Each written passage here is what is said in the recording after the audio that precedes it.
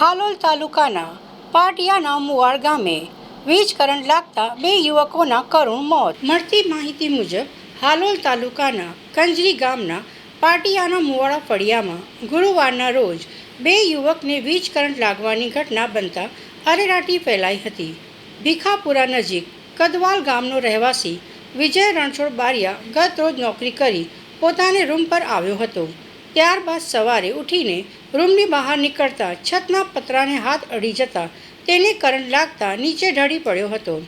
આજુબાજુના માણસોએ તેને તાત્કાલિક 108 બોલાવી હાલોલ રેફરલ હોસ્પિટલમાં સારવાર અર્થે મોકલી આપ્યો હતો.